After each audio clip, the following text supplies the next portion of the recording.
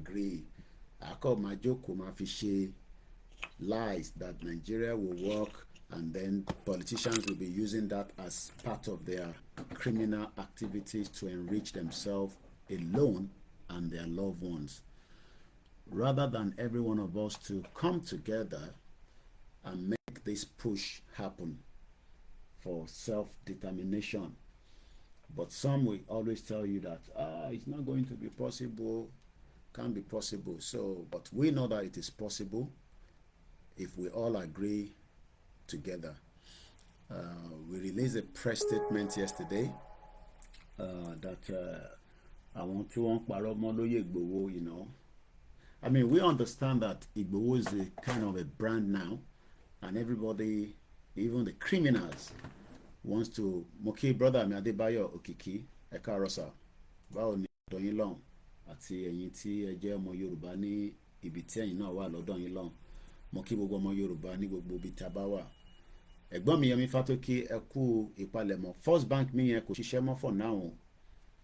Màá fún yín ní OP account mi in case tẹ́ bá nígbà tẹ́ bá fẹ́, because card mi ti expire, so I can't access my first bank at the moment. So ẹ má fi owó sínú ẹ̀ for now títí tí màá fi resolve ẹ̀. Ó ọ̀dẹ̀ nílé iṣẹ́ níbí báyìí, so it's proving difficult for me to resolve. But mo ti ṣí OP account kan tí màá send the details yẹn sí. You know, mo pè lánàá náà lórí live program, but mo rò pé wà lórí show tá a ṣe lálẹ́ àná, torí mo mọ̀ pé tẹ́ bá wà pé mo wà live ni ẹ bá mi wò. Ìyàwó àtàwọn ọmọ ń kọ́ ń bẹ̀, ọba Lédùmarè, ọba ẹ̀dẹ́dà, kò ń ṣe mí ni gbogbo yín ṣe fún ọ, olúkálùkù ń ṣe fún rẹ̀ ní ọ, torí àwọn ọmọ tèmi ti lọ sí school báyìí nísìn, bó ṣe jẹ́ kó rí nílẹ̀ Yorùbá nìyẹn. Many ọmọ Yorùbá ò lè lọ sí school lénìí since the education ti di gold in Yoruba land is not good. So two things is just, you know, I'm just doing a little bit of things there. I turned the camera on, maybe one or two people will join me, not a full program. This is just, you know, my own morning stuff. I might be receiving calls in between that and all that, but we see. So, but I know that when we come live, we always get people to want to listen to us. So, and since my data is not free, I pay for it, but I can make use of it 24/7. So if I come live, I'm live. So yesterday we released a press release, you know, for those trying to bring Oloye Igboho into their own whatever they have done. You know, you do your own thing, then you want to drag somebody's name into it. So I will read that press release again quickly this morning. I've done that yesterday, and we will do that again this morning. They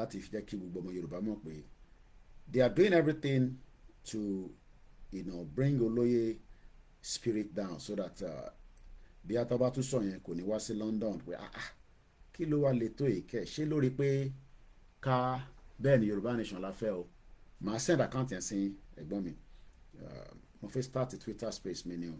Yoruba Nation Awareness continues with Koikimedia Live. Èní ní ọjọ́ kẹjọ nínú oṣù kẹwàá, 8th of October, because I love to put dates in what we do, because all these programs that we are producing every day, big but I'm producing, Connie. I mean, the only difference is that we are not, you know, mainstream time frame and all these àwọn tó máa ń ṣe movie. Ìyàtọ̀ tó wà láàrin àwa àti àwọn nìyẹn.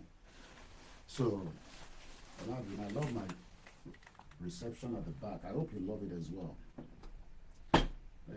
Coffee right. So, I just woke up not quite long ago, and I'm having a long day as well. So, it's been trying to prepare for upcoming events. By this time tomorrow, I have a guest arriving from America. So I should be at the airport tomorrow. So it's a busy 24 hours. You know, everybody's busy. Bẹ́ẹ̀ náà ṣe busy làwọn náà busy. Mo kí gbogbo wa. Ilé iṣẹ́ kan dẹ̀ níbí bàbá ṣe máa ń sọ. Okay, why is it that this my Twitter space is not connecting very well? Something is not right. Kò lè ṣe bẹ́ẹ̀ tẹ́lẹ̀. Àbí Elon Musk ti gbá wa dànù ni. Kò jẹ́ kó rí bẹ́ẹ̀ náà. Mo kí gbogbo alẹ́ nǹkan sí Mr. Olúwatóyìn Ọlájésù ní ẹ káàárọ̀ bàbá wa Koiki More grace on you in Jesus' name, amen. We don't hear much on Yoruba nation. All is well, you see. Ẹ ti sọ̀rọ̀ tó dáa. Ẹ wá ní àdùtí ọ̀rọ̀ mo kí ẹ brother mi. Ẹ ní you don't hear anything about Yoruba nation anymore. Really? Ṣé ń wáìnì mi? Àbẹ́ ń gbé mi ní gógó? Ṣé mo jẹ́ gẹ́gẹ́ bí àwọn olóṣèlú yín? Ṣé ẹ̀yin lẹ̀ ní data láti fi gbọ́ Yorùbá nation? Àbẹ́yìn lẹ̀ sí lórí online? Sọtẹ́yìn ẹ̀yin bá ń wá Ògúnmọ́lá Abíọ́dún mo kí ẹ brother mi káàárọ̀. Ṣàlàfíà ni. Aláwọ̀ bàbá mo ti rí ẹ tí o ti comment lórí MixLR. Ṣé rí ẹ̀yin tí, or let me put it this way, we love, we respect everybody, but mama wa sọ fún wa pé ẹ̀gbọ́n kankan mọ́ nípa Yorùbá nation.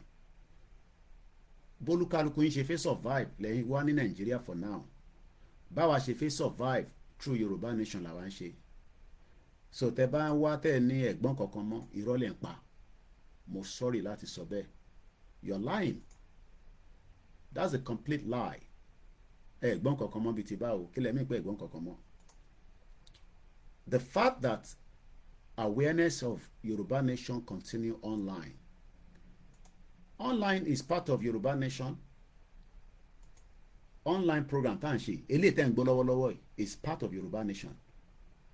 So ìgbà ọlẹ́ wa gbọ́ ẹ rí mi lórí program láti how many years láti how many months. So ẹ yé ṣe bẹ́ẹ̀ ẹ yé máa jáde kẹ́ máa sọ bẹ́ẹ̀ ẹ̀yin tẹ́ wà Nàìjíríà tẹ́ bá náà gbọ́ Yorùbá nation ebi tí Tinubu fi ń pa yín ni yíyan ṣe problem tàwa. Ìbí ńgbà tá à ń pariwo pé ká sọ fún Tinubu pé ọ̀rọ̀ ìbò kan ló kàn. Tinubu fúnra rẹ̀ wà lọ́sípítù ní sí tó ń tọ́jú ẹ̀ kò lálàáfíà kọ́lọ̀ fún lálàáfíà kò lálàáfíà rárá ó wà ní St Mary Hospital tó ti ń fún níwòsàn ẹni tó fi ṣe president Nàìjíríà nìyẹn. So òun fi ṣe president kò ní strength. Ẹ mọ̀ pé kò easy láti fi di president Nàìjíríà ìlú tí kò wà compatible pẹ̀lú wa. So tẹ́ bá ń sọ pé ẹ gbọ́ Yorùbá nation mọ́ ìyẹn ṣe problem tiwa problem tẹ̀yìn nìyẹn because ẹ fi survive lọ́wọ́lọ́wọ́ nínú Nàìjíríà because ìyà ń jẹ gbogbo wa. Let me just put it that way. Ìyà ò jẹ mí o. Ó clear dáadáa lórí TV mi. Ọlọ́run dẹ̀ ní jẹ́ kí ìyà jẹ àwọn family tèmi. I will make sure I support them but mo lè support gbogbo yín. So kí n fi family mi sílẹ̀ torí pé mo fẹ́ support ẹ̀yin tí àjọ ń jẹ́ Yorùbá nation program tẹ́ wọ́n ń gbọ́ wa. No, mo láti kọ́kọ́ tọ́jú family tèmi náà. Ó ń cost mi ní extra but I cannot allow them to die. And the reason tí mo dẹ̀ fẹ́ kí gbogbo wa kú in large ni pé ká pariwo Yorùbá nation síta which is what we are doing now. Ṣé má máa wá sórí show kẹ́ wá comment pé we don't hear much on Yoruba nation. That is a complete lie. Ẹ gbọ́ pé olóyè ń bọ̀ ní UK fún rally. Ẹ gbọ́ pé bàbá Akíntóyè ṣì ń sọ̀rọ̀. Ẹ gbọ́ tí Yoruba world media. So that's a complete lie. I disagree with that. Nǹkan mí nìkẹ́ sọ. Ẹ sọ pé ẹ expect pé Tinubu máa perform. Ó dẹ̀ ti fail. Ẹ gbọ́ tí Yoruba world media. So that's a complete lie. Mo kí Mr. Friday Godwin. So problem tiwa kọ́ nìyẹn. Problem ti ọmọ Yorùbá tó takú torí pé wọ́n expect Tinubu kó wá ṣe dáadáa fún wọn. Tinubu dẹ̀ ti ń ṣe dáadáa fún wọn báyìí so kí lẹ wá ń complain fún. Tìbí gbogbo ilẹ̀ ń gbádùn Nàìjíríà. Mo wo fídíò kan láìpẹ́ yìí mo mú tó ṣe kò dẹ̀ ṣe dẹ́ nǹkan bó ti pick padà nísìnyí. Arákùnrin yẹn iná ti jó gbogbo ara ẹ̀ ó wọnú mọ́tò tó ń lọ sí ìlú kan láti ilẹ̀ Yorùbá náà ni o. Àwọn tó máa ń gbé gálọ̀nù epo ìyẹn wá gbé gálọ̀nù epo sẹ́yìn mọ́tò ìlú òfò ìlú ìbànújẹ́ gbogbo tó wà ní Nàìjíríà ìbànújẹ́ ni. Mo kí ẹ Tony Ages. Apparently Mr. John Danny mo ń wòye lórí 65-inch TV mi mo dábàá pé 65 ni ìyàwó mi ló jẹ́ kí n mọ̀ pé 65 ni. Mo kí ẹ̀ tẹ́tí darapọ̀ mọ́ wa lórí Twitter space wọ́n ti gbórí wọlé ní méjì mẹ́ta. So nígbà tí mo wo fídíò yẹn kò ń ṣe tuntun fáwa kò dẹ̀ ń ṣe tuntun nílé ayé mọ́ pé Nigeria will not surprise us but àdúrà ni pé may Nigeria not happen to you and me. Ṣẹ̀rẹ́ àwọn tó sì ń sọ pé Yorùbá country wo lẹ̀ ń fẹ́ kíní kan Ọlọ́run má jẹ́ kí Nàìjíríà happen sí yín torí ẹni tí Nàìjíríà bá happen sí òun kọ́ ló máa sọ in tó ṣẹlẹ̀. Mo kí Rahim Abbas ẹ káàárọ̀ sà. Ìyàwó Táíwò Kíkẹ́ Fásọmí àwọn náà ní àwọn kí mi, mo kí ìyá yẹn.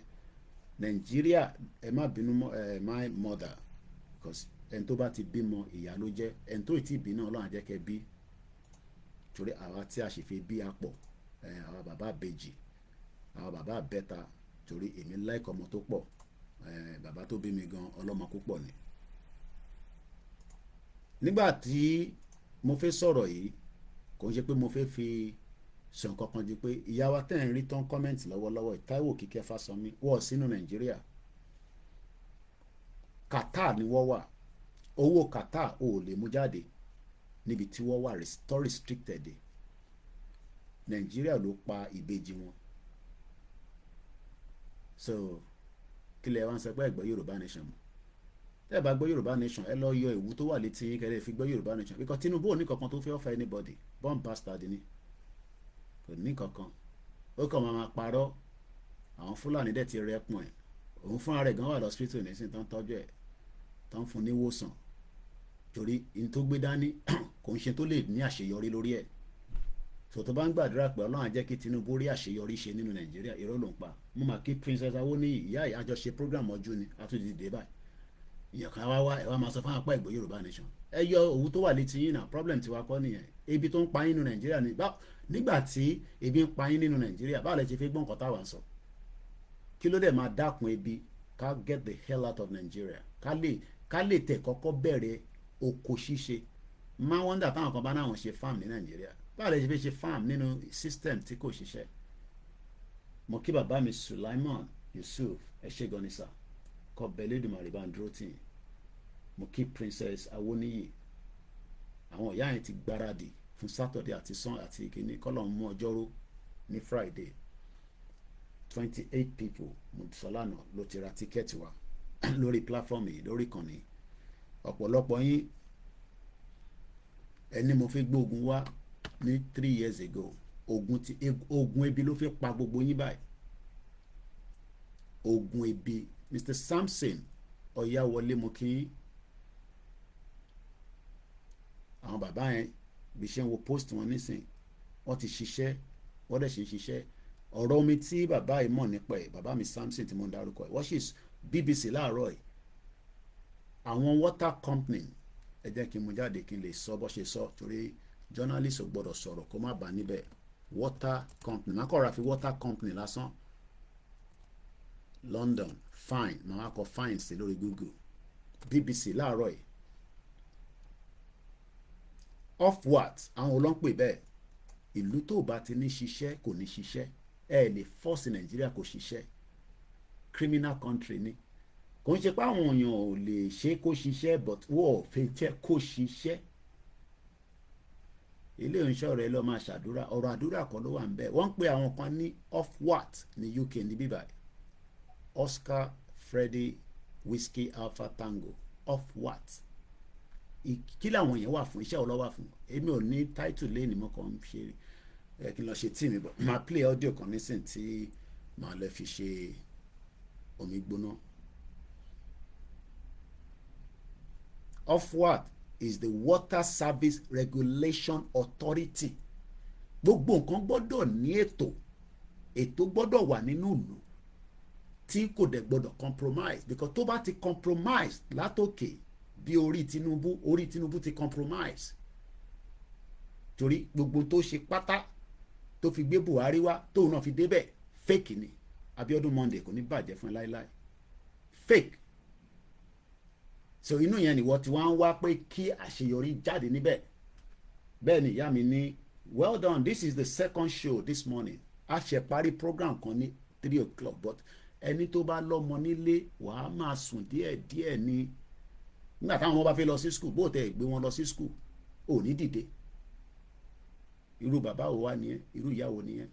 Mo dúpẹ́ fáwa tí a ṣe ń retí náà adébáwa láyọ̀ gbogbo ẹni tó ń wojú Ọlọ́run pé òun náà fi bímọ láyé kọ́lọ́n jẹ́ kí ọmọ débẹ̀.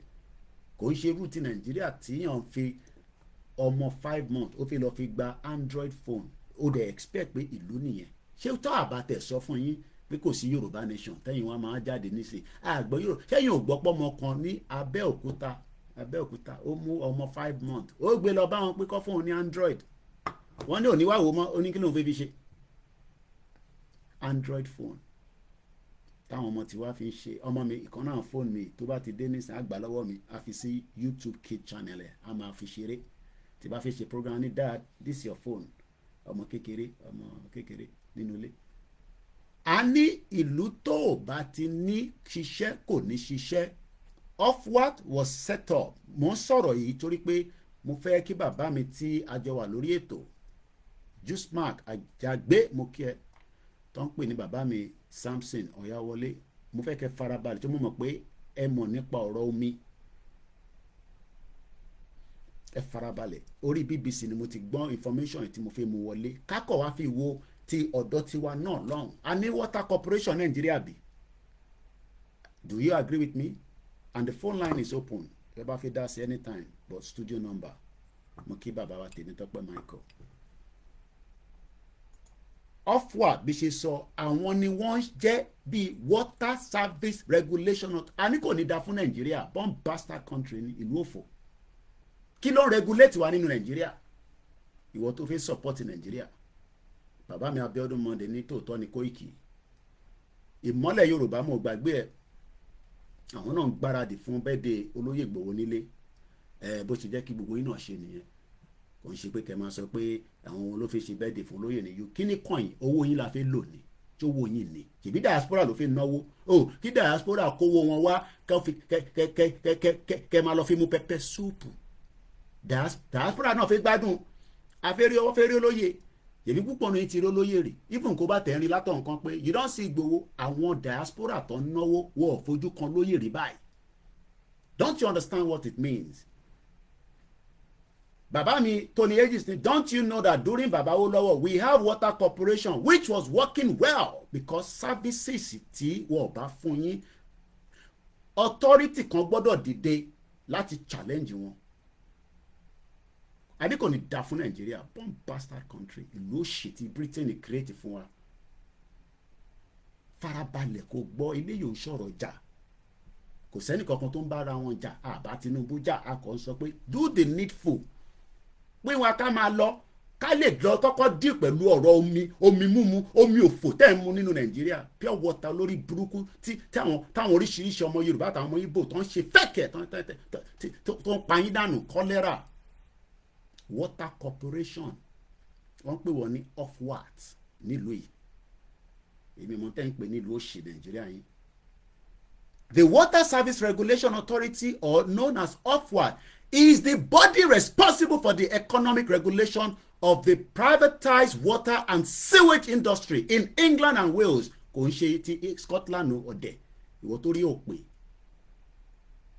wọ́n sọ pé England Wales so UK rò pé àwọn gbọ́n àwọn kó mẹ́rin dání but Water Corporation yìí kò wà bí tí ṣe ń sọ yìí wọ́n wà àwọn kọ́ ló wà effective ní ti Scotland níbi tí Mayegun wà Mayegun ṣàmọ́ Mayegun general mo lè ti boko mean anything kò rẹ̀ yàn mí kì í má dárúkọ ẹ̀ ọmọ Yorùbá ṣe ni lánàá mo sọ fún yín ìyàwó mi máa ń wo program ẹ̀ lánàá mo jókòó mo wo gbogbo analysis tó ń ṣe bó tó bá jáde bú olóyè èké máa jáde fún máa gbàsí fún bẹ́ẹ̀ ni tó bẹ́ẹ̀ ni mo sọ Koiki ló ń sọ̀rọ̀ kò sẹ́ni tí bá bẹ́ẹ̀ tó bẹ́ẹ̀ tẹ́ máa sọ̀rọ̀ sí olóyè tí mo ní jáde fún yín tán èèyàn mi àwọn ìṣọ́ obìnrin ló máa ṣe wò tùbùtùbùtùbùtù ìyàwó mi máa ń wo ọ̀tọ̀ mo kàn jókòó báyìí mo ń gbọ́ gbogbo tó ń sọ lánàá but at the end of the day program tiẹ̀ ó yàtọ̀ sí táwa gbé dání tó òun ò confirm pé òun fẹ́ Yorùbá nation bó òun fi Yorùbá nation jẹun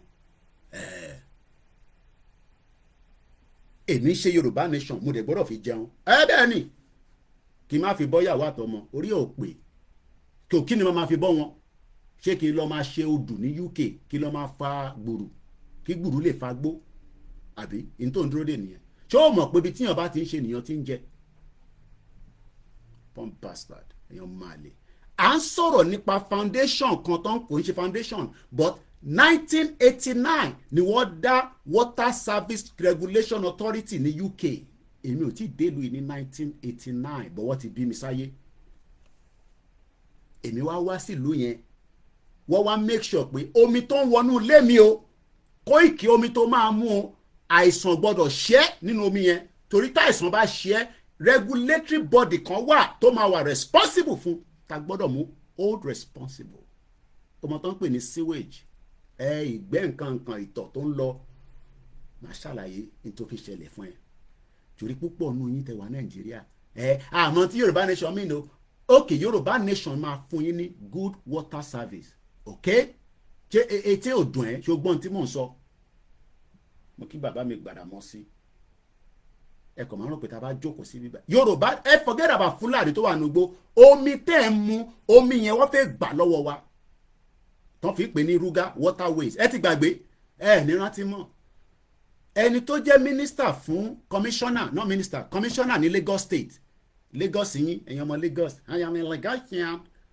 ọmọ Fúlàní ni àti ṣe program yẹn rí some years back commissioner omi àfi tí Sanwó-Olú olórí burúkú àwọn olòṣì gọ́vnà yín àfi tó bá ṣe yọ nísìn ọmọ Fúlàní ni wọ́n fi gbomi lọ́wọ́ wa àmọ́já dúró lórí ilé iná ní 1989 ni wọ́n dá water corporation yìí sílẹ̀ bẹ́ẹ̀ ni mọ́lẹ̀ Yorùbá October 10, 11 and 12 ó ń lòdì lọ́wọ́ àwọn kan máa ṣe ayẹyẹ àwọn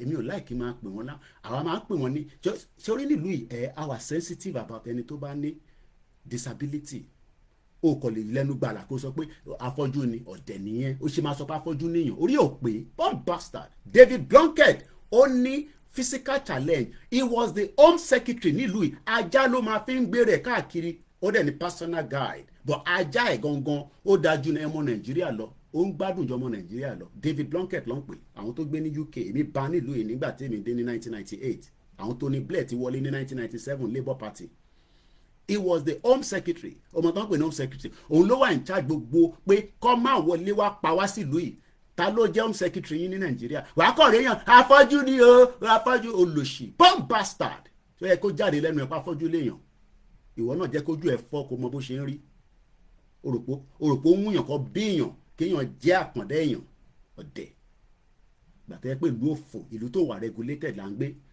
tó bá jẹ́ pé rúdú yìí ni sọ̀rọ̀ sí afọ́jú anyhow ẹ̀wọ̀n ló máa kú sí ọgbẹ́ ẹ̀pọ̀ ọkọ̀ máa fi ẹ́ sí ẹ̀wọ̀n díẹ̀ ni wọ́n á tún fi ẹ́ síta tí ìlú wọn fẹ́ tó bá ti pààyàn kó pààyàn afọ́jú ló ń lọ yẹn òrè àwọn afọ́jú òrè àwọn ò ń ṣàfọ́jú nílẹ̀ Yorùbá àdé ń ṣe bá ń bí àlà à ń dúró lórí ọ̀rọ̀ Water Service Corporation láàárọ̀ yìí ọ̀rọ̀ omi èmi ò fi sọ̀rọ̀ Fúlàní láàárọ̀ yìí kí ni ìwúlò omi nílẹ̀ Yorùbá ǹjẹ́ bá ṣe wà nílẹ̀ Yorùbá láàárọ̀ yìí nílẹ̀ tó mọ́ ní aago 9 kọjá ìṣẹ́jú 10 aago kan náà la sì jọ ń lò ó sì the end of the month kí aago tó yí padà ìlú yìí nìkan mo mọ̀ pé ní gbogbo àgbáyé aago máa ń yí padà kí ni ìwọ rò lórí ọ̀rọ̀ omi tó ń mu nílẹ̀ Yorùbá lẹ́nu kí ló rò lórí ẹ̀ àti pé àwọn tó fi gbalẹ̀ mọ́ wa lọ́wọ́ torí omi ni Dangote gbé àpápá dání sọ́wọ́ gbogbo wọn gbé àpápá lé wọn lọ́wọ́ ẹlòmíì ò tẹ̀ mọ́ iye tó ń jáde lápápá Dr. Aliu ti ṣe analysis ẹ̀ rántí brother wa kún mọ́ tẹ̀mọ́ tíyẹn wà mọ́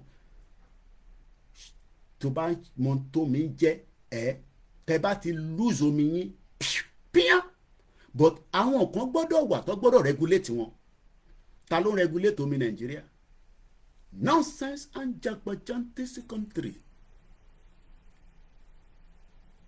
kí ni mo fẹ́ fà jáde láàárọ̀ mo wá rí sí BBC tí wọ́n interview Chief Executive of the Water Services Regulation Authority tó ń pè ní David Black mo gbọ́ gbogbo ọ̀rọ̀ tó sọ lórí bẹ́ẹ̀dì mi mo kàn dúró báyìí mo ń wò because ẹ̀wọ̀n kí journalist lèmi àwa gbọ́dọ̀ mọ tó ń lọ nílùú torí mo gbé Yorùbá Nation dání mo ojú mi gbọ́dọ̀ dì mo gbọ́dọ̀ tún mọ tó ń lọ lágbàáyé ọ̀dẹ̀ 1st of April 1989 ni wọ́n dá sílẹ̀ wọ́n wá fáìní àwọn olè àwọn olórí burúkú àwọn olómi tìlú yìí tó fi ṣèkà fún wa ẹ̀yin fẹ́ ṣèkà faraàlú upward ẹ ti mọ̀ mí nínú upward nísìnyí as today ìyẹn ní 6th of August 2024 proposed that 3 water companies iléeṣẹ́ omi mẹ́ta nílùú yìí will be fined a total of 168 million tó bá jẹ́ Nàìjíríà ni àti 168 million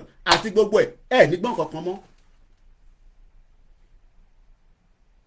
ní Nàìjíríà tó bá jẹ́ pé Nàìjíríà ni wọ́n ti fáìn iléeṣẹ́ omi mẹ́ta pé a fáìn yín fún àwọn nǹkan tí ẹ ṣe ìbàjẹ́ lé lórí, àtẹni tó fáìn o àti water corporation o àti bọ́dì yẹn olórí burúkú ni gbogbo wọn, wọ́n máa fi kówó jẹ ni. ní gbọ́n kankan mọ́ irú ìlú yẹn lẹ́wọ́ fẹ́ káwa jókòó sí káwa come back to Nigeria. Ṣé mo lè ní kọ́ bá mi fáìn water corporation pé omi tó jẹ́ kó wọnú ilé mi ní Òṣòdì tí mò ń gbé ìgbẹ́ gbanú ẹ̀ kọjá pé mo ṣí táàpù mo wá rí ìgbẹ́. Ẹ má bínú ẹ̀ tẹ́ ń jẹ breakfast. Wọ́n sì mi jọ́ ọ̀pọ̀ tí mo ṣe program kan wọ́n ní àwọn kan jẹun lọ́wọ́ báyìí nígbà táwọn dẹ̀ máa gbọ́ ìgbẹ́ mo kàn dárúkọ kí máa sọ ìgbẹ́ yẹn pé just reason mo kí ẹ brother mi bàbá mi Wàrísì Ìnàdún ni no 24/7 water, what else to offer that chaos, what else we move on in location 419 location confusion. Mo kí ẹ just reason àwọn máa wá jókòó sí bíbáyìí mo wá ń sọ fún yín pé àní omi tẹ́ ń consume mo kí tèmi ó tójọ́ mẹ́ta. Good morning Koikimedia, I'm listening to you everywhere coded mo jẹ́rìí kò ní bàjẹ́ fún ẹ láéláé. AI News well done ó ní ọmọ kọlẹ̀ Yorùbá gbogbo àwọn tí irú àwọn news platform yìí nísìn àwọn ilé ẹ̀kẹ́ support bẹ́ẹ̀ ní support wọn fẹ́ lọ support ó lè Tinubu tó dá TVC sílẹ̀ ṣèbó owó Èkó ló fi dá sílẹ̀ owó wo iṣẹ́ wo ni Tinubu ṣe láyé ẹ̀ tí ṣèyí Tinubu fi lọ́n kó 500 million fún wọn ní Maiduguri ọmọ olè fọ̀. So ẹ wá rò ẹ má yẹ kí n tún lọ láàárọ̀ kí n kọ́ra máa tẹ̀ díẹ̀díẹ̀. So kí ṣèyí Tinubu náà tí wàá jẹ gàba lé wa lórí kò ní da fún gbogbo ẹ̀ ní kúure ògùn máa pa gbogbo yín ni. So tí bàbá ẹ̀ bá ṣe tán òun náà tí wàá jẹ gàba lé wa lórí àbí ẹ wá ní ká má jà ṣèbí nǹkan tẹ fẹ́ nìyẹn. So kí ṣe tí Tinubu tó wà nísìn kọ́ ló ń jẹ́ kó yé tó bá máa yé torí pé ó wà lọ́spítù báyìí bí ṣe ń bá yín sọ̀rọ̀ kò sí annual leave kankan ilé ìwòsàn ní Tinubu wà ó ń gba treatment ni o bóun ẹ̀ kò gbọ́ kóun ẹ̀ kò má gbọ́ wàhálà tiẹ̀ nìyẹn. But ibi tá a fẹ́ lò mú kí ajá ní àjàlá ní gbogbo Libya. Ẹ jẹ́ ká padà sórí ètò tá à ń sọ lórí water corporation ni mo wà lórí ẹ̀ kí là ń pè ní water corporation. Ok mo ṣe background mo ṣáà pé gbogbo ẹ̀ ṣe dúdú wokowoko báyìí. Ẹ jẹ́ ká lo olóyè Ìgbòho dínà àti rally ẹ má bínú ẹ̀ tẹ́wọ̀ àwọn ìtẹ́wọ̀n mi lórí Facebook.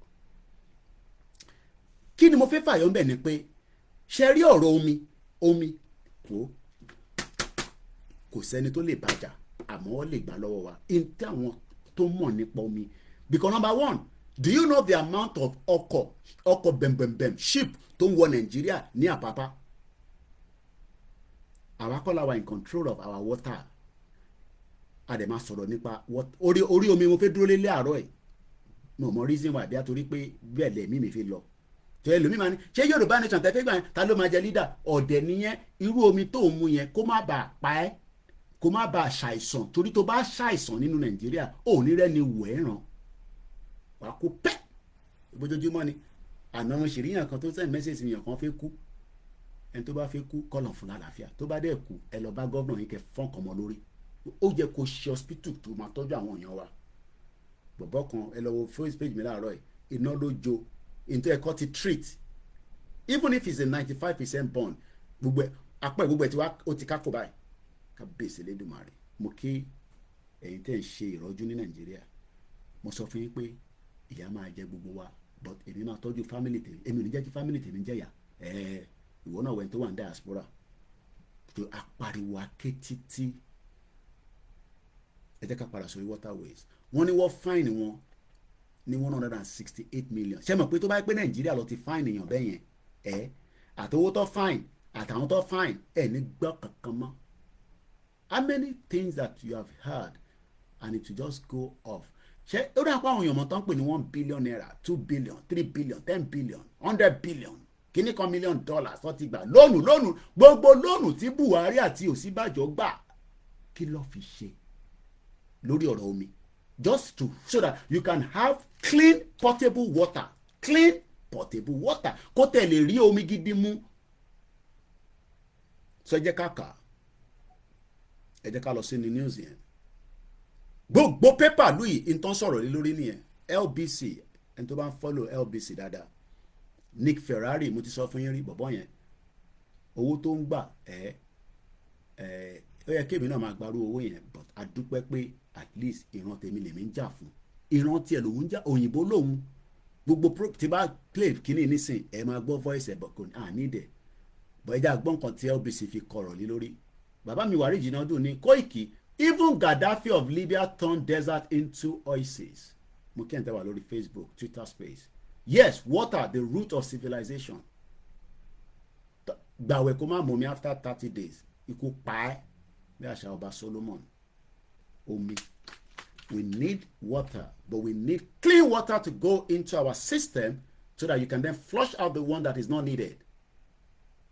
We're talking about the lives of millions of Yoruba people that are in danger because we cannot consume clean potable water and under ṣẹ́rí gbogbo ta lè fi kúrò ní Nàìjíríà tínú máa fi bí wa omi wà nínú ẹ̀ because water is the key waterways ẹ jẹ́ ká lọ rántí máa padà sórí story tí mo sọ ayọ̀.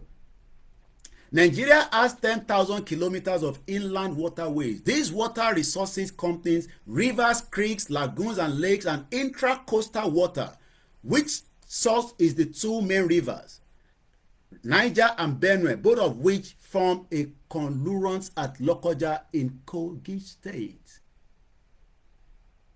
You lose your waterways to the anybody. People gbà lọ́wọ́ yín wàhálà. If your waterways goes to the southeast and they're in control, you're in problem. If it goes to the north, you're in problem. It's not even talking about going to Fulani or the agenda of the West to make sure that we do not have access to our water. So British wants to control the water. Italy wants to control the water. Can we control the waterways in UK? We own these things, but because we have stupid, bomb bastard, olori buruku politicians that are selfish, that knows that the water belongs to the Yoruba people, they've sold us out. And nobody is upset about that. Oh, let's try and fix Nigeria. You cannot fix what cannot be fixable. That is the end of it. Baba mi Gbadamosini, I saw the video yesterday. I have to run away from the program. The man body was peeled. Eshegoni, I want to the video here. Ẹ sunkún fún abiyamọ ìjókòó síbí bàmá máa ní kíní kan ẹ wá máa ní olú ẹ̀ ń bínú and we have ó jẹ́ kí palace no not palace ó jẹ́ kí governor yẹn kò jẹ́ kó máa sunú state mọ́ èmi ò mọ state tí bọ̀bọ̀ yẹn ti wá but stupid coward Yoruba people coward and fearful àti bẹ̀rù jù ìbẹ̀rù yẹn dẹ̀ ló ń pa yín lẹ́yìn kankan we are too scared. Somebody put petrol in the back of the vehicle. The vehicle exploded.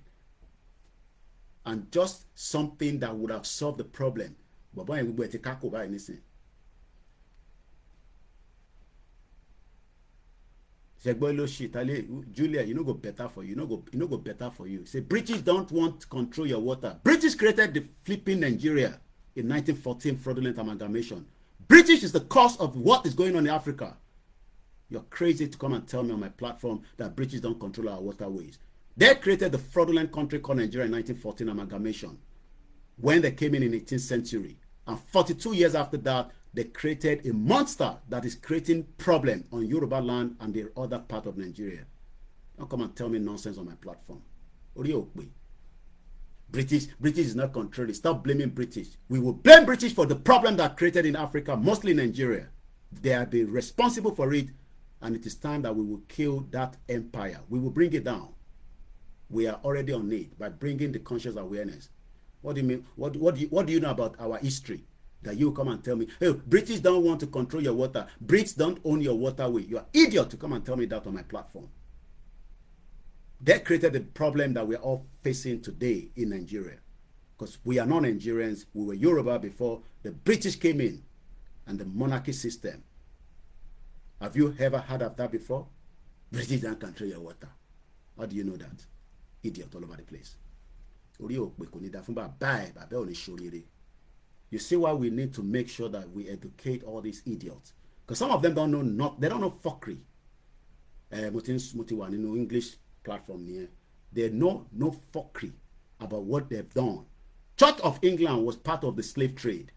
Using slave to promote and enrich themselves. Church of England, I've done the program before. Come and tell me as well that Church of England did not enrich themselves using slave trade. Idiot all over the place. Bomb bastards. So let's go back to the LBC. Water companies order to pay customers 158 million following poor performance. Poor. Many Nigerians are poor because the country never wants you to be rich, not to talk of having good, clean water. And this 158 million, trust me, that money has already been removed from those companies that are involved. What is seized owó yẹn already? Because that money, what gbọ́dọ̀ fi owó yẹn ṣe tí wọ́n ní kọjọ ṣe pé wọ́n dá padà fún customers. And when the customers, I don't know whether I will be part of that customers, but many customers would have to be paid from that money. Then why? What happened? Why is this company has to pay 158 million? They asked government to pay Igbowo back. They didn't pay. Many money to cost from individuals. They won't pay you. And you, well, how can we live in such a country that is so disorganized, that doesn't respect the rule of law? Tinubu wa face already. So nítorí pé Tinubu is the president as a Yoruba man, we must not call him to conscience. Kò ní dá fẹ́yìn àti Tinubu. Bomb bastard. Ṣé no military regime lawa? We are in democracy and we have the right to call President Bola Tinubu anytime because òun ló sọ pé òun ló kàn. Òun dẹ̀ la máa forí ẹ̀ fagbọn. Because he could have said, no, Nigeria is no longer working and it is time that I will not continue with this presidential ambition. Right now, he's in the hospital. The person will say he won't be president. Oh, well, hospital, listen. Does he need that stress for his life at his age? Even though we know he's using a fake age. Idiot all over the place. Wọ́n mọ̀ pé kò lálàáfíà, wọ́n mọ̀ pé nǹkan kan ṣe, wọ́n mọ̀ pé ó ti láyé oríṣiríṣi olúkálukú ló ní nǹkan tó ń tọ́jú lára. But yet, because of his own selfish ambition, he now wants to sell the Yoruba people, with including our waterways. Well, one of it is a coastal road from Lagos to Calabar. Bomb bastard. They never finished the one from Ogun State. Just Obasanjo could not fix it. Buhari didn't care about it. Tinubu, go and fix Sangwater Road. Forget about the coastal Calabar to Lagos. We don't need that for now. Idiot. Right now, he's in the hospital looking, like a baby wine. And they're protecting him so that nobody has any image of him. He's been secured properly, as against the last time he came that we all saw his video. If you see any video of Tinubu this time around, you'll be lucky. You'll be lucky. So let's continue. The news this morning is that the water companies, not one, are now being ordered by the regulatory services, which Nigeria does not have and will never have.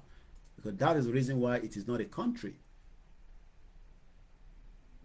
Because a country must respect the citizens and there must be regulatory bodies. Not that they don't have bodies in Nigeria, but they are all corrupt. They are all criminals all over the place. 1 hour in the program here. I want to spend all my time here because I have to do other things. So we have 40 minutes already into the program. So let's try and push a little bit further. Water companies will be forced to pay a £157.6 million sterling penalty after missing key target on pollution leaks and supply interruption in Kometa. Pollution, leaks, supply interruption. Let's put that into Nigeria perspective. Pollution of people's lives have gone for a very long time, for 64 years of fake independence, for over 110 years. Mukinda Dalano Bishop Lori program, but I didn't open the cat. Mokonika dúpẹ́ fún yín, ẹ jẹ́ ká parí Yorùbá nation rally tán, tí a bá wá ṣe tán, àwa kí Bishop olúkálùkù ló máa ní role tó máa play. Leaks, ṣé kò sí leaks nílẹ̀ Yorùbá lẹ́ni? Kò sí leaks ni wọ́n pa yín, kò sí leaks ní economy òṣìṣẹ́, supply interruption. So add that perspective of these three key words and put it in the perspective of the current situation of the Yoruba people and others, because we are not selfish here. We are humanitarian people.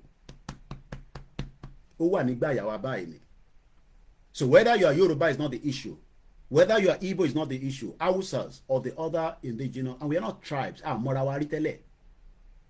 But what we are saying is that things have gone wrong in that messed up country. I'm not sure whether this is an audio that comes with it. Anytime ní Facebook let's play it.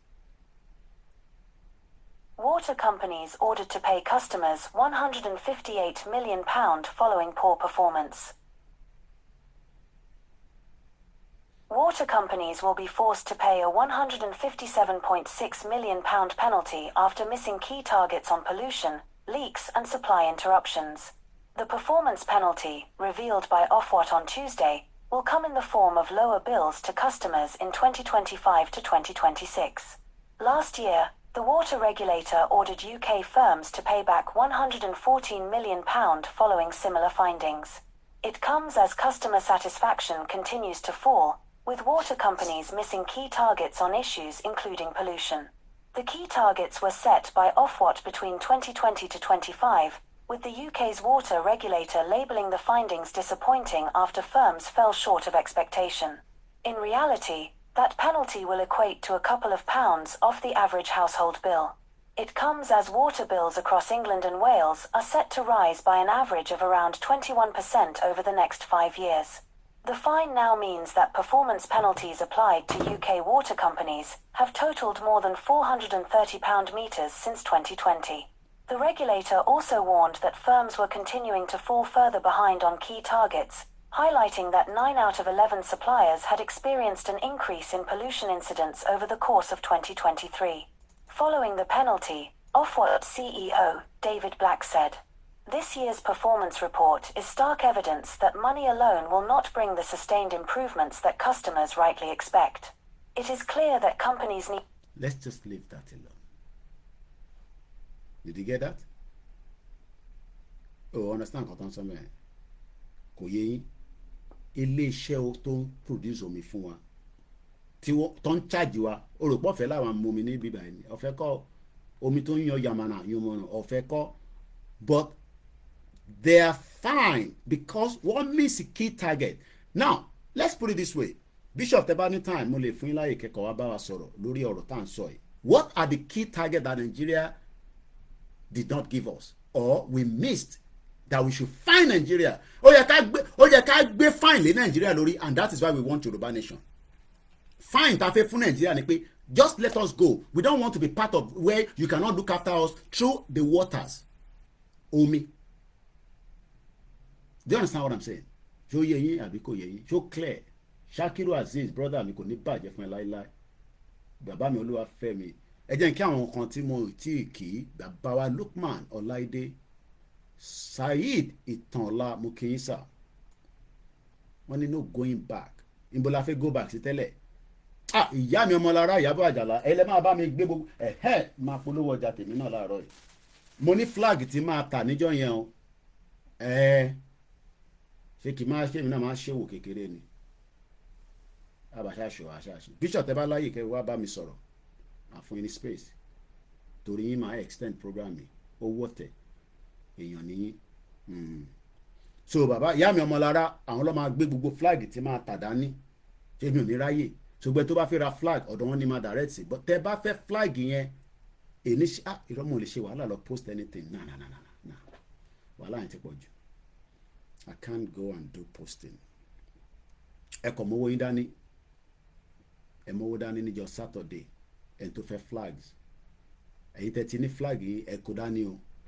Bishop sí lórí ètò lánàá mo ń ṣó kinní tí mo lọ rà yìí lánàá ọ̀yá dáhùn kí Bishop ló ń pè wọlé ẹ já lọ bá Bishop ká bá wọn sọ̀rọ̀ ẹ jẹ́ kí Bishop bá wa sọ̀rọ̀ ọ̀yá wáyé tí Bishop bá ń bá wa sọ̀rọ̀ èmi á lè lọ ṣe kọ́fì mi bọ̀ ẹ jẹ́ kí gbogbo àwọn tó wà lórí ètò mo kí àmì Ọmọlára Ìyábọ̀ Àjàlá ṣé gan ni mọ́mì I look forward to see you àwọn ló máa ń bá mi ṣe gbogbo ọ̀rọ̀ ètò káta flag wá dẹ̀ kó wẹ̀ lé mi lọ́wọ́ èmi náà dẹ̀ fowó ẹ̀ ṣe kí ni màá fi ṣe tó bá wù mí mo lówó yẹn kò ń ṣòwò Yorùbá nation ok ẹ bá ti ń gbọ́ títà rírà ojú yín máa là mo kí Ọlánìpẹ̀kun Forty Plenty mo kí Ibrahim Salami Lawrence Ọlálékan mo kí bàbá mi Olúwaṣẹ́ sí Ferrari mo kí sà Kabiru Adeshina Bishop ẹ ti wà lórí ètò ẹ má ní ẹ̀ ń pè mí ẹ máa fire run èmi wà ní kitchen báyìí mo lọ gbómi kaná orí stove ni màá ti gbé kaná torí pé tó bá gbé kaná lórí gas ó máa chip àbí bá ẹjẹ ń plug ẹ ìyẹn máa yá ó yẹ gbóhùn sókè Bishop àwọn ọmọ Yorùbá ń gbọ́ yín.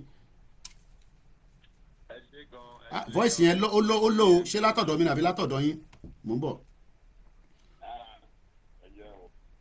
Ó yẹ ẹgbọ́n sókè náà mo ti yọ ó yẹ sọ̀rọ̀ mo ti yọ kúrò ní speaker sometimes speaker yẹn máa ń fail àmàrà speaker mi lágbára Ọlọ́run ó yẹ ẹgbọ́n sókè wọ́n gbọ́ yín èmi àmà gbọ́ yín ní background ẹ máa sọ̀rọ̀ lọ. ẹ ṣe gan lọ́pọ̀lọpọ̀. Now, Nigeria is not responsible for its citizens. Nigeria is not a responsible government. They are not responsible for anything. The government is structured as a tax master. So only what they know is to tax the people to make something out of the people, from the people. Sorry, they are not responsible. They don't know what government is all entails, what government is all about. What they know is the citizen is slave to them that are in government. That's their orientation. And they take advantage of government machineries to extract from people and enrich themselves and in the name of providing for the government. Gbogbo àwọn ìlú àgbáyé ìjọba wà wọ́n gbé ìjọba ìlú yẹn kalẹ̀ láti pèsè fún ará ìlú wọn ni.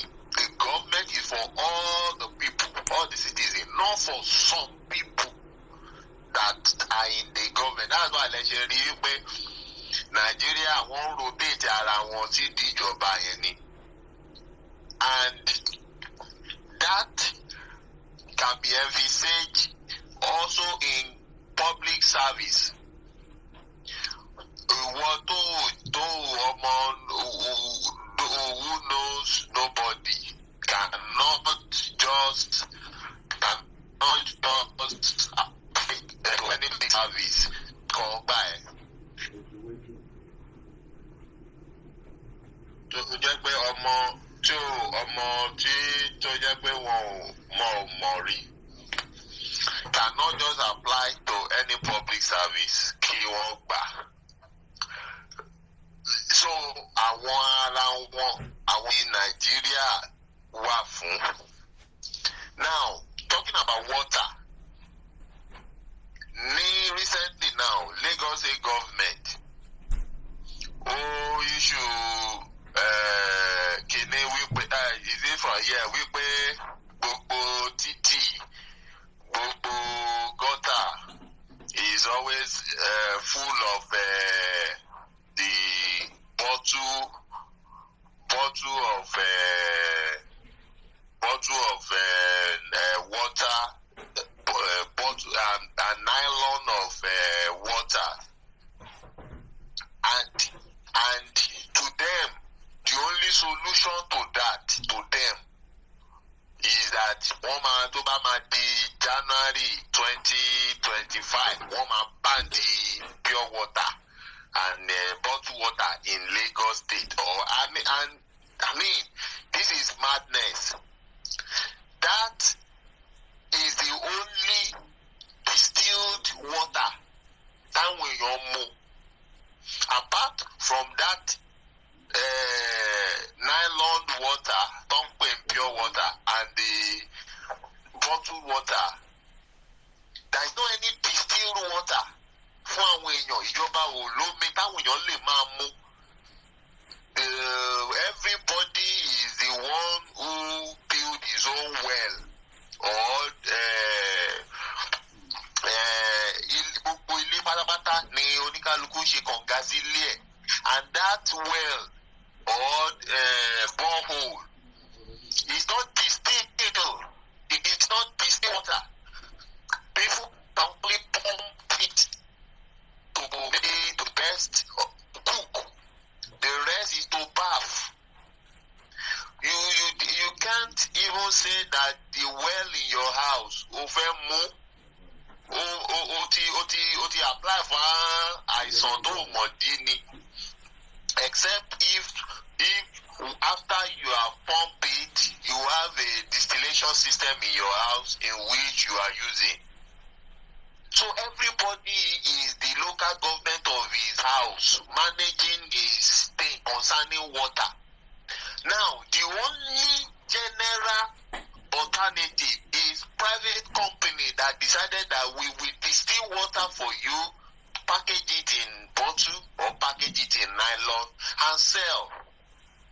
Now, because they are having issue of sanitation, nylon on the road, nylon on the street, then they don't know the next solution. The next solution is that they will ban the water or ban the bottle distilled water. So that shows bí orí àwọn tó ń ṣèjọba ní Nàìjíríà bórí wọn ṣe kú. They see business, they call it problem. They see a lot of opportunities, they call it problem. In different countries of the world, they create recycling companies.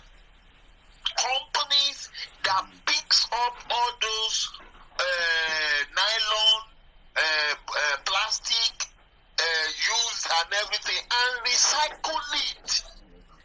That is a job on its own for all the youth or people, not only youth, adults that are saying that they have no job and they are now doing money ritual up and down. And the politicians, waiting for the politicians to give them money for dirty assignment. Recycling companies and all those materials, rubbers, plastic, nylon are turned into a rubber product use. One few shade shear, one few shade a lot of rubber product, one two few shade plastic bottle to me.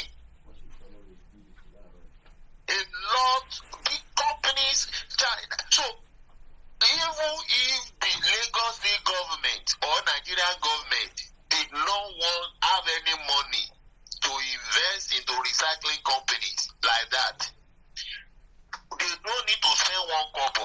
What they just need is visit Japan, visit China, visit any country, Europe, that have such an technical know-how and investment in it. Discuss with them in partnership how they can come and build that in your land.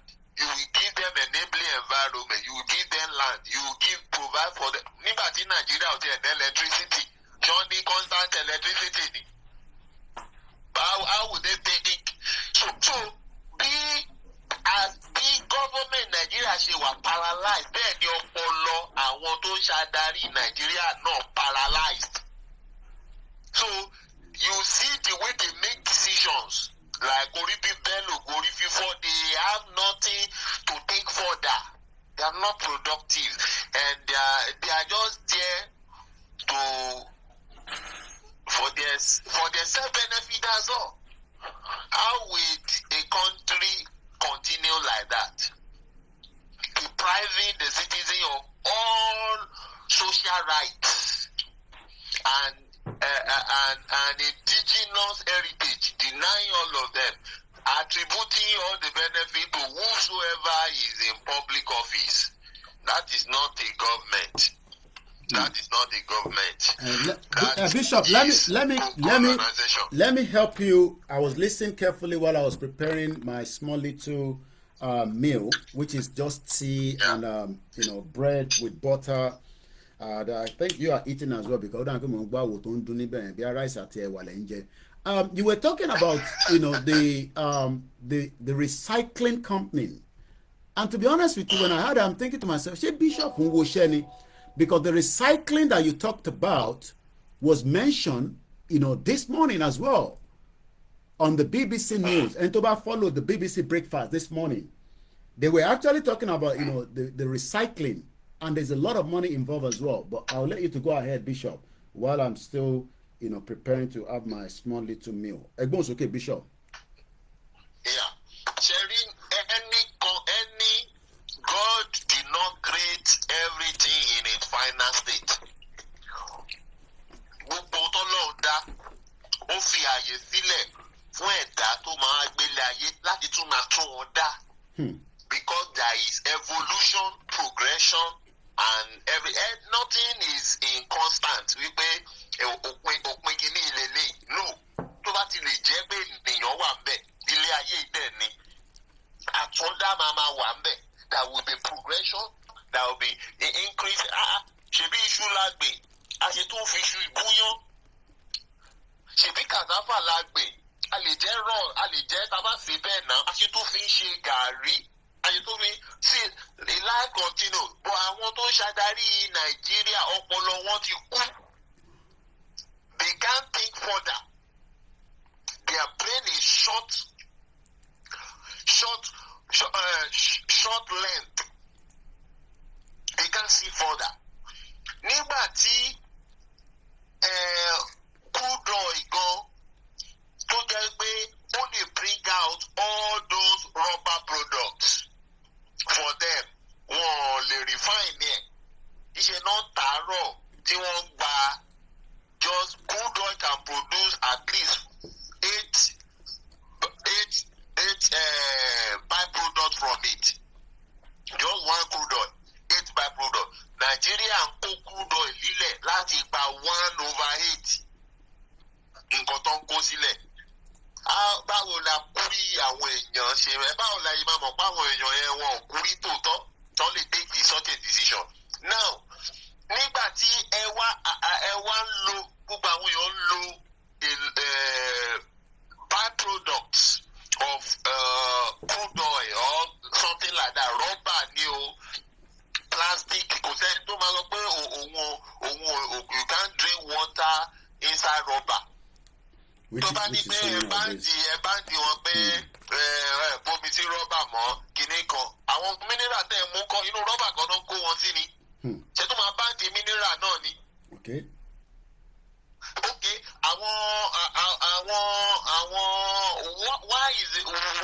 what about àwọn oògùn tá a lò tó jẹ́ pé inú rọ́bà náà kó wọn sí?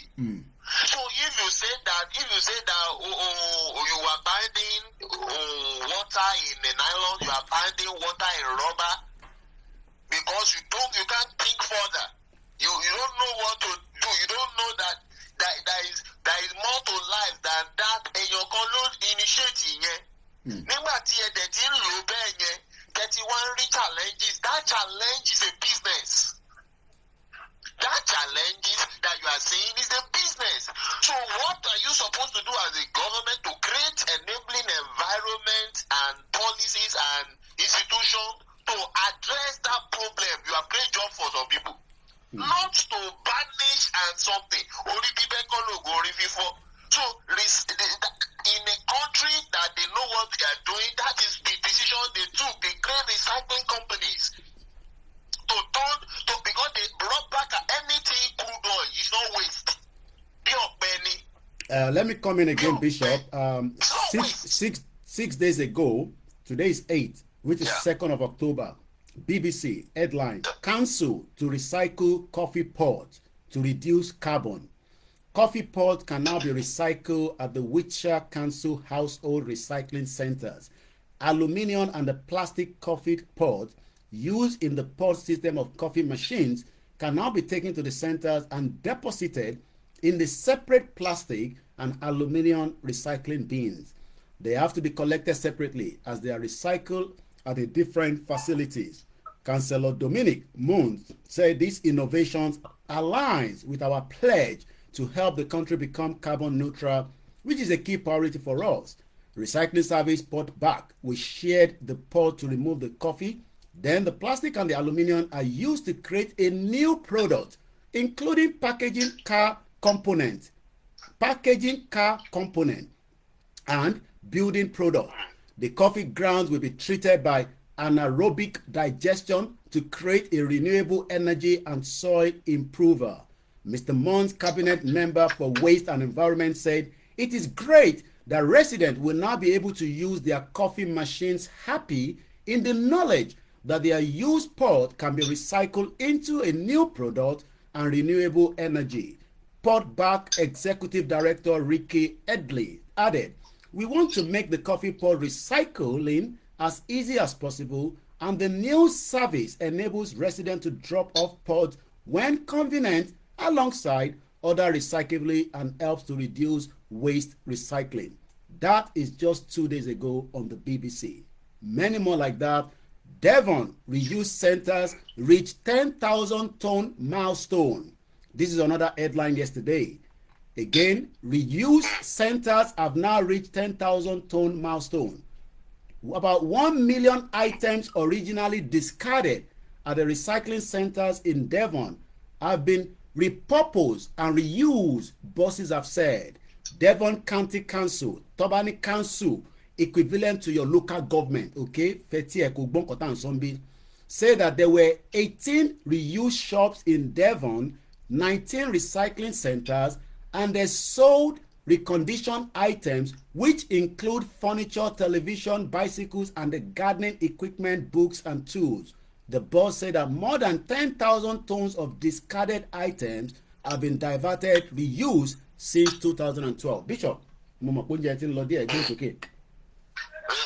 Thank you. Now, before I round off, now, the problem that caused all the degeneration in Yoruba and in Nigeria is, a leader without a successor is a failure. Àwọn bàbá wa Awólọ́wọ̀, Jákàndé, they are leaders, but wọn ò ní àwọn ọmọ ẹ̀yìn gidi. Wọn ò ní àwọn ọmọ ẹ̀yìn gidi tó lè gba ìjọba lẹ́yìn wọn. So it makes what the labored and orientation that they had effortless, future. Tẹ́bádé Oshodi in Lagos. Láti ìgbà Jákàndé, wọ́n build the recycling bin kan síbẹ̀ is a company owned by Lagos State. It's a recycling center. The structure is still there. Láti ìgbà yẹn, ó dà pé wọ́n náà operate láti ìgbà yẹn, but after that the government is up from there, and during the military, it was shut down. When democracy came back, it was just there. Good side àwọn ilẹ̀ tó tún wà mẹ́, wọ́n ti ta díẹ̀ fún company.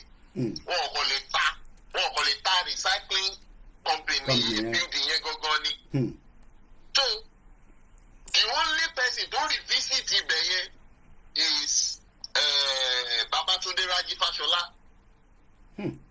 He's the one that revisit that place and rebuild it. Owa Tonshe. Mo rò pé ó ní plan wípé they need now to buy equipment, recycling machine and everything into that place, so that one a man do. But after Raji Fashola left, that place was locked and useless again till now. Unbelievable. And that is the only recycling company owned by Lagos State government in Lagos State. And in fact, in entire Nigeria, because they have no idea what is recycling. They don't.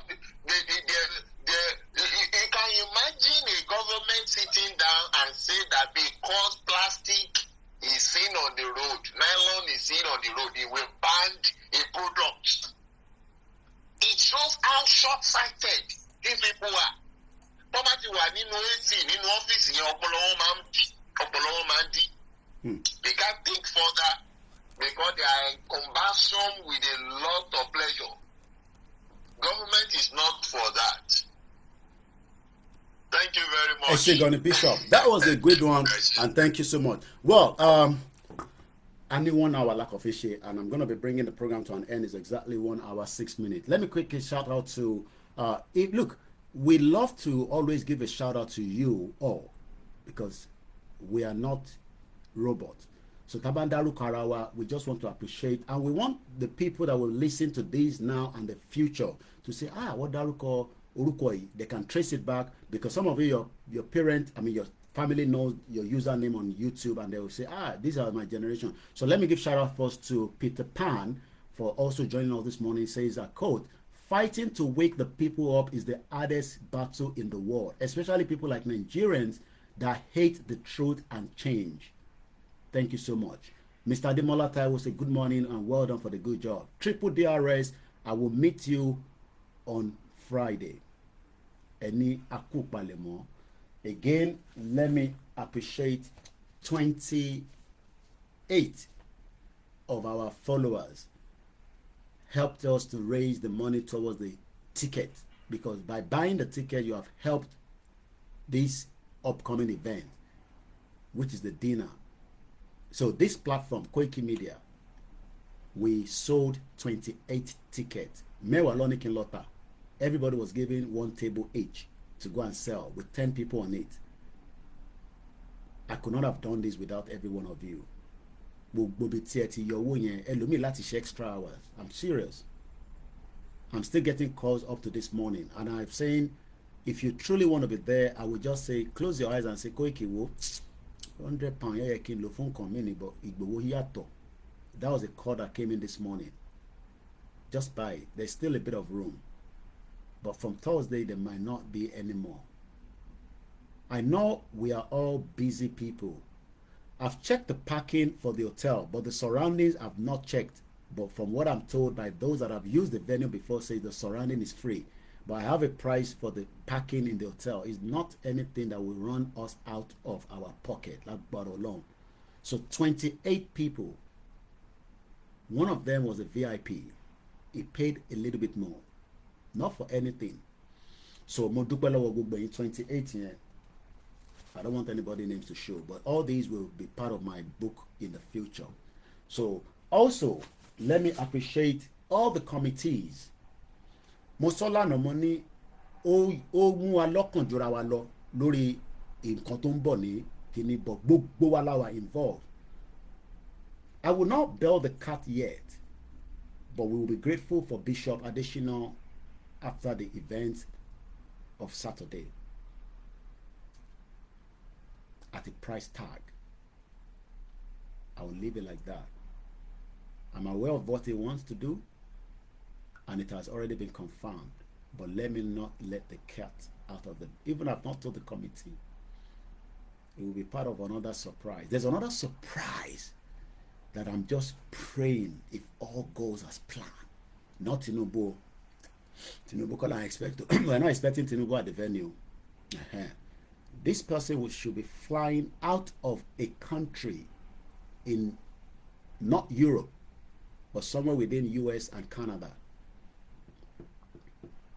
Ẹ bá mi gbàdúrà pé kí n gbọ́ èsì dáadáa látọ̀dọ̀ wọn. Mo pè wọ́n lánàá. Wọ́n ní by today, the latest Wednesday, they will know.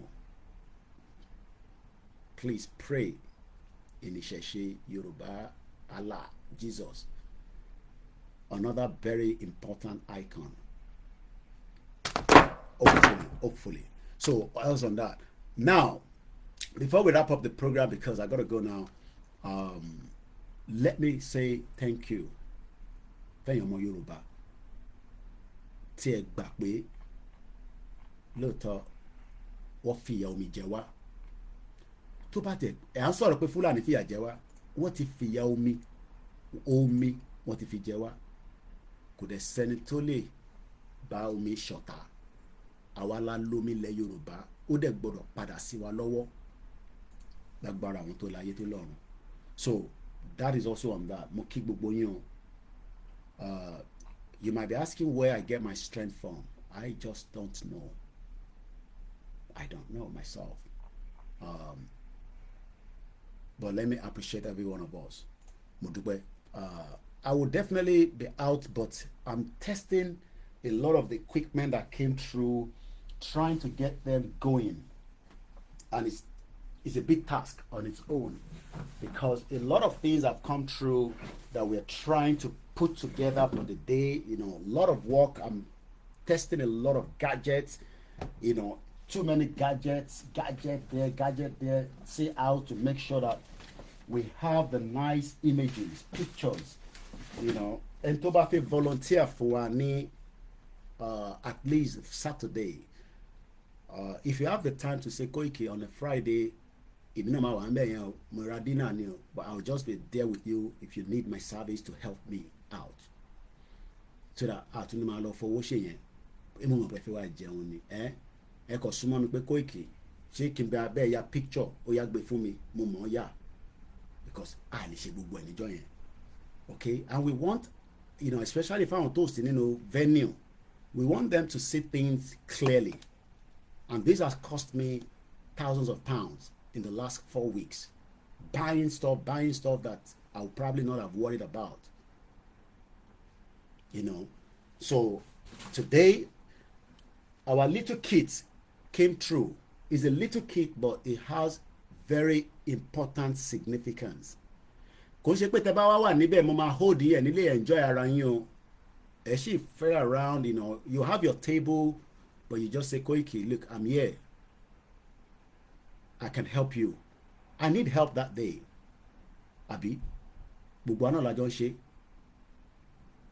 You will have picture with Igboho on that day. Am I worried? Igboho will be there. Any picture, personal picture. Gbogbo ẹni tí phone memory bá kún, ẹ jẹ́ lọ delete díẹ̀. Kó má di pé gbà tẹ́ bá ní Koiki bá mi ya picture pẹ̀lú Igboho tí màmá ní kò sí space mọ́. So mo bẹ̀ wá. So there's a lot of things. So this was what we asked for donation. I think about 3 people reach out. Àrólé Odùduwà àti send message mi láàárọ̀ pẹ̀lú video ọba King Solomon. I've not watched it. I don't know what is inside. So this kit we paid for arrived. Ìta àbá sọ níbí báyìí. Kò ń ṣe mi mo ní gbogbo eléyìí fún iṣẹ́ wa náà ni, because iléeṣẹ́ yìí nísìn àti sọ pé Yorùbá nation ló ní. And that's why I've not taken advert. Àwọn èèyàn bẹ̀ mí gan fún advert, and I said no, I'm not. Oyin pé mo need owó. I'm not talking about yẹ̀yẹ́ advert. Èmi ò ṣe advert àjàṣẹ́pọ̀ kíkpọ̀ kẹ́ wá rọ̀gùn tẹ́ máa fi bára yín sùn. I have good clients, and some of them don't want to associate what I'm doing right now. And I say, okay, fine. I'll probably lose about £50,000 a year because I am an activist. And to be an activist, I'm on cross orúkọ wọn. Certain event tí mo apply fún pé mo fẹ́ lọ, one rejected, and I know why. So, but I don't worry about that. So my organization is facing a lot of difficulties with things that we should be doing normally. Normally, tó bá jẹ́ pé mo ṣe Yorùbá nation, that I have done in the past, and I did not have any problem with them. But because they now know where I stand, òyìnbó mọ̀ pé mo fẹ́ jẹ́ kí Nàìjíríà pín, so kò dẹ̀ expect kí Nàìjíríà pín because ibẹ̀ lòun ti ń jẹ. Èmi dẹ̀ sọ pé irọ́ àníjọ gbà fúnra wa. Ìkan tí wàá accuse mi láàárọ̀ ẹ̀. Tẹ́ bá follow program, tẹ́ bá rewind ẹ̀, ó pè rẹ̀ ní Juliet, ó ní British kan ló ń control mi wa, orí ẹ̀ ò pè. So mo dúpẹ́ lọ́wọ́ gbogbo yín o. So these are the little things. So I need to connect all these things together. You know, I'm waiting for my Ethernet. I hope the postman will come. If not, mo láti lọ sí pound shop báyìí nísìn kí n tẹ̀ kọ́kọ́ lọ ra kékeré kan tí wa, because we use Wi-Fi in the house. Ó ti pẹ́ tí mo ti lo Ethernet. So these things is Ethernet. Mo ti set gbogbo ẹ̀tàn lánàá. Mo wá wá Ethernet cable. So it's another camera. So all these things we're putting together. So lánàá gbogbo bíbà mo da gbogbo bíbà ẹ̀rọ ni. Àwọn ọmọ yẹn lè ti lọ sí school nísìn. So I have a very limited hour to play with, because táwọn ọmọ bá ti dé, àwọn ọmọ mi, hey, Dad, what's this? And I don't want them to touch anything. These are expensive products. So mo kí gbogbo wa pé ẹ̀yin lẹ ràn iléeṣẹ́ yìí lọ́wọ́ o. In tí BBC ń lò ju eléyìí lọ, Koiki ẹrù ló gbé dání ìmọ̀ tèmi náà bá rí eléyìí tí mo fi ń ṣe shoot movie music film ṣùgbọ́n oya ẹ̀mọ̀ ọ̀dẹ̀ yìí máa ń ṣe tẹ̀ bá ń ṣe the video music, oya dance, oya táwọn ọmọ ẹ bá ti ń jó ẹ máa ń gbé kámẹ́rà sí ìdí wọn. So this is a Panasonic. In tí BBC ń lò ju eléyìí lọ. Mo lọ sí Tottenham Court Road níjọ́ Sunday gbogbo ilẹ̀ rí mi. Mo dé ṣọ́ọ̀pù kan, èmi gan àyà mi já nígbà tó gbé kámẹ́rà yẹn jáde, camcorder tí mo bèrè pé lónìí ẹ máa kí n surprise yẹn níbí báyìí. Mo ní mò ń bọ̀, mo ní nice, èmi náà yà sàn ìbò mo jáde. Dennis mo kí àwọn GR1. So ẹ ràn wá lọ́wọ́, ẹ support platform yìí. This platform is not going nowhere. Yorùbá nation la máa dúró tán. Mo sọ fún àwọn tó ń bá mi ṣiṣẹ́. I told them They have the room to do other things, but they're about cross the line. You have the right to go. It's painful, but it is what it is. Ilé-iṣẹ́ tó bá believe in pé nǹkan tó gbé dání, àwọn kan náà won't believe, they've gone. Àwọn kan dẹ̀ dúró àmújàsí. So we are here for everybody, and we'll be here for Yoruba people. Like I said, Baba Kitoye yesterday sent something through DHL. Oma dodo mi mo track it. Oma debi by la rola. Very important letter that will be delivered to the UK government. Mo kí Baba Kitoye gan at 89. Baba yẹn ṣiṣẹ́. Mo wá kí àwọn staff wọn tó wà lábẹ́ wọn náà. Mo kí Wàlátà lórí ẹbí. Mo kí brother mi Shakiru. We're going home very soon. Bofe Boko. The end of Nigeria is getting closer. How soon is what everybody wants to know. But it is sitting on a... Obasanjo gan sọ pé Nigeria is sitting on a keg of time bomb. It can explode anytime. But we have to prepare. Kó tó lọ explode. Kó má lọ explode. Tá a bá lọ prepare. We need to have something ready, so that by the time the country goes down, we would all have our way out.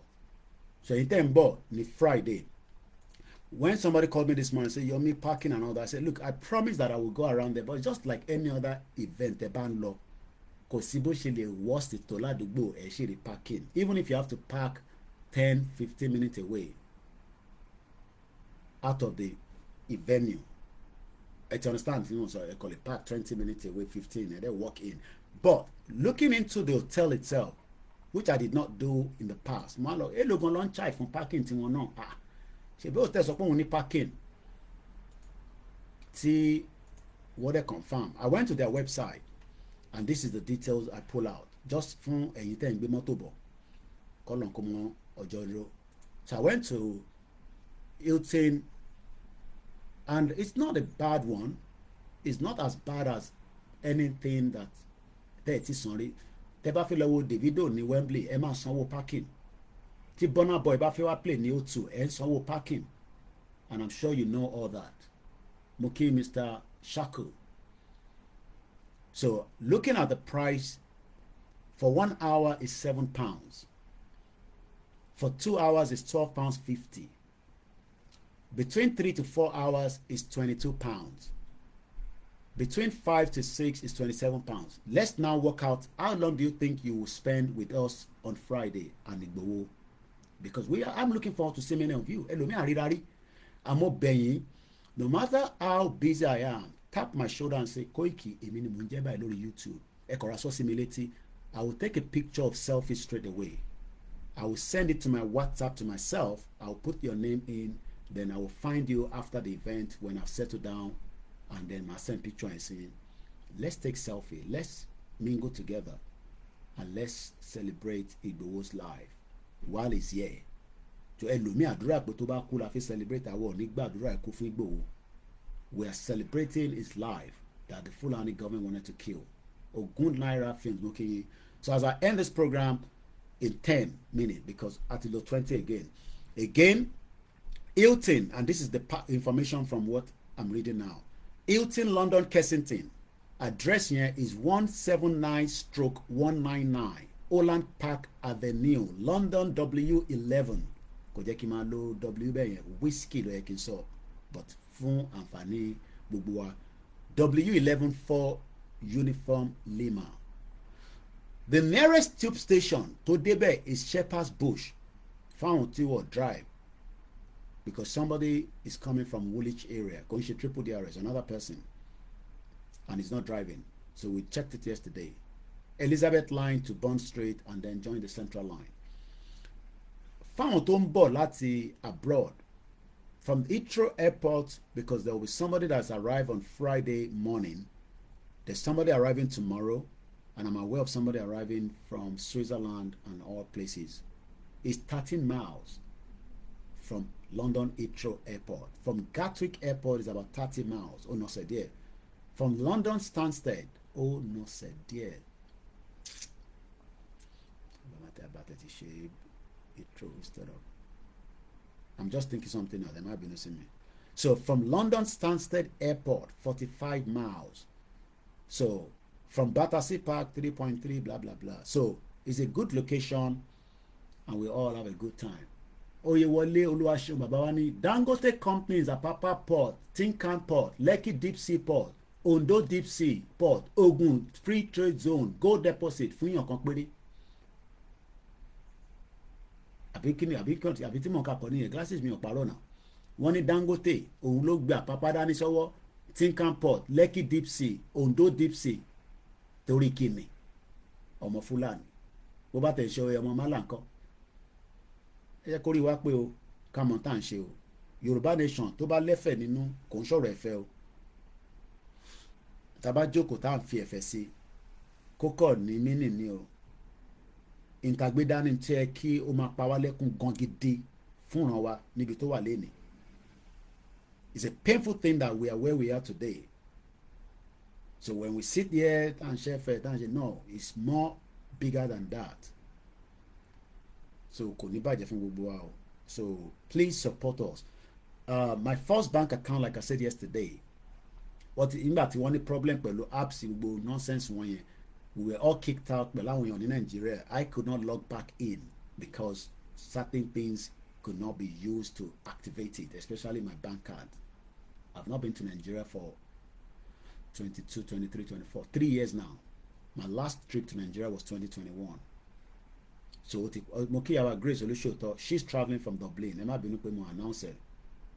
She'll be with me on Friday. And I'm grateful to say that she's coming. Because I told her, money, Dublin lẹ́yìn wà. Ẹ rántí pé ra ticket wá sí Ìbàdàn. Ìyẹn cost owó ju ilé tẹ́ fi wá lọ. And she agreed with me and say, bó tẹ̀ sọ mò ń bọ̀ fún Ìgbòho. So she's traveling all the way from Dublin. Mo kí gbogbo wa. So ẹ̀yin tẹ́ ń bọ̀, ẹ máa lọ síbi iṣẹ́, kò sí no doubt about it, but we will have a great time whenever you arrive. Mo mọ̀ pé tá bá ní 7 African time, àwọn èèyàn ní dé. But let me just say we will all have a great time. You will see Igboho, God's willing. Láṣẹ Èdùmàrè. Now on the Saturday, we would all also be out again. I will continue to check the weather, and I hope the weather will be clear, as good as it was last week Saturday, so that we can have a great outing. Because already the committee are telling me I need to call the bus company. Maybe they might have to give us a different bus to manage cover. I don't want any cover. I want it open roof. But if Tojo bá lọ́rọ̀, it will be too much. But I'm back Siri sọ̀rọ̀. Siri, ẹ jẹ́ kí n béèrè lọ́wọ́ Siri. Ẹ jẹ́ kí n sáré béèrè lọ́wọ́ Siri. Kí n gbọ́ nǹkan tó máa sọ. Siri, what is the weather like on Saturday? Saturday's forecast for London is 13 degrees and partly cloudy. What did that for you? Technology. So, Onokamawa partly clouded, so there will be no rain. Entire fleece. Maybe on the day you want to buy it. Entire fair flag. It means that flag o. Gbogbo tó ní flag kò ṣọ̀fẹ́ o, ẹ fi support Koiki ọmọ yín ni o. At least mo ní flags tó ju 100 lọ. A ní kékèké. A dẹ̀ ní size oní alábọ̀. Ó máa kí n lọ pín flyer lé. Anyway, tí easy bá ti dé, àjọ máa wọ̀ gbòòrò lọ. Ó ti busy, kódà kò sí lórí program. Jòdó ń travel bọ̀ ní London. Easy, Aziz Badeshere. Ó busy gan. Ó máa dé London láìpẹ́ yìí. So, eléyìí wà £15 ní price lọ sókè. £10 à ń tà tẹ́lẹ̀ àlè ta ní price yẹn mọ́ because economy ti change ẹ̀ ní bínú sí mi. Pọ́n mẹ́wàá mo dẹ̀ ní ńlá yẹn mo ní láti kà kó pọ̀ àwọn ńlá ta máa ń lò gbẹ̀ngbẹ̀mù yẹn so ẹ support mi níjọ́ yẹn o kẹjẹ káwa náà rí flag ta so àwọn kéékèèké báyìí àwọn yẹn la máa tà ní £10 ilé gan ti dọ̀tí ṣá láti fi ṣe washing machine and the good thing about these flags are ẹ lè bá quality ẹ ní Nàìjíríà láìláì ẹ fẹ́ jí ni àwọn kan tẹ́ ń pè mí níbo láti ṣe flag that díẹ̀ ni kò lọ bèrè lọ́wọ́ ẹ̀ bomb bastard tí bá ti fún ẹ níyẹn o mọ̀ pé mi gan sí nínú business mu má bá sọ bí tí mo ti ń ṣe flag fún ẹ lọ ṣe Nàìjíríà náà wọn náà ní Koiki Nàìjíríà ló ti ń ṣe flag ẹ lọ ṣe ní Nàìjíríà ta ló dì yín mú èèyàn máa lè mo kẹ́yìn diaspora tí ẹ ṣe ìnáwó rẹpẹtẹ nígbà flag yẹn. We are 3 minutes away and thank you so much. Like I said, it might be late like yesterday, only my late before I come out again. I need a little bit of time to pack and do things and walk around a lot of things, test a lot of things. I'm moving with 2 laptops on the day, the machine and this other one, and I need to make sure that everything is perfected. Mo kí Gani Olóyèdé, mo kí brother mi, mo kí Mr. Ayodeji Amokpe, mo kí gbogbo àwọn leaders wa láti orí bàbá wa Akitoye tí a gbà fún, látorí bàbá wa Ìgbòho. Ọ̀túnba Demola is the deputy of the YSDM. A kí gbogbo àwọn tí wọ́n jẹ́ finance YSDM and also for their contribution towards this great event. A kí bàbá wa Àwòrò Ṣàṣà, bàbá dáadáa. Mo kí àwọn tó ní ká má máa dárúkọ àwọn wọ́n ní Koiki má dárúkọ mi o, má dárúkọ mi rárá, bọ̀ ẹ̀yìn yín ni mo dúró sí. Ibi tó bá ṣe pọ̀ ibi tó náà lọ yẹn gangan lèmi náà máa tẹ̀lé débẹ̀ àti Ìgbòho. Má máa rò pé wọ́n nìkan ni wọ́n máa ná àwọn ọmọ Yorùbá tẹ́ bá dẹ́yìn wọ́n máa padà lẹ́yìn yẹ́yẹ́ ṣọ́tọ̀ gbogbo ẹnu yín. Ṣákìrù bó ṣe wà lẹ́kọ̀ọ́ yẹn nísìn àwọn kan dúró ní Koiki àti Ìgbòho wọ́n dúró ní ṣúkóló lórí pé mi ò gbọ́ Yorùbá dáadáa ní ṣúkóló ẹ̀yin politicians ní ṣúkóló mẹ́ẹ̀ká tún lọ síbẹ̀ láàárọ̀ yìí ní ṣúkóló ẹ jẹ́ kájọ jókòó kájọ sọ̀rọ̀ pé a fẹ́ kúrò ní Nàìjíríà. If not ibẹ̀ yẹn ò ní gba gbogbo wa, ó máa òru máa mú wa gbìí tábà dórí ẹ mọ̀ ẹ bẹ̀ wà nígbọ́. Bẹ́ẹ̀ ni mo sọ, gbogbo ẹnu mo fi sọ lórí social media, ẹ bẹ̀ wà nígbọ́. Ebi kan ìlú Lebanon ti dàrú báyìí nísìnyí. Israel bó ṣe ń jà kò sí flight tó ń lọ sí Israel bí tẹ́lẹ̀ mọ́, ó ti reduce ẹ̀, ó ti affect tourism wọn. Even though pé Israel ní agbára, ìjábá dé kò sẹ́ni kankan tó máa gbádùn ẹ̀. Bẹ́ẹ̀ ni mo sọ fún yín, ẹ̀ ní kúure bomb bastard. Òru máa mú gbogbo wa nínú south west. Ó kù díẹ̀ nìbọn ró ẹ̀ ń ṣí èrè kí a máa jà àwọn èèyàn wa kọ́ máa wá sórí social media máa tọrọ 10 naira tọrọ 10 pounds. Ẹ̀ náà ń ṣèjọba lé wa lórí, ó kù díẹ̀. Ọlọ́run jẹ́ kí Tinubu kó yè kó lè padà lọ sílé kó rí ẹ̀ lè lọ pé kó lọ ṣe tó yẹ kó ṣe. Èmi ò gbàdúrà kú fún bọ̀ ẹ gbàdúrà fún Tinubu, ara ẹ̀ ìyá gan, ó sick gan. I will leave it like that.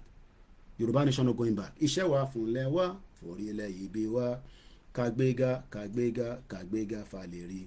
Ìgbàgbọ́ wa ni pé bàtìbẹ́rù làbọ̀ mọ́ ká ṣiṣẹ́ kájọlá. Ìṣọ̀kan àtòmìnira ní kẹjẹ́ ká máa lépa. Ìtẹ̀síwájú fọ̀pọ̀ ire àtòhun tó dára. Ọmọ Oòduà dìde bọ́ sípò ẹ̀tọ́ rẹ. Ìwọ ni ìmọ́lẹ̀ ògo adúláwọ̀. Yorùbá nation no going back. Yorùbá nation for life. Good morning. Have a blessed day.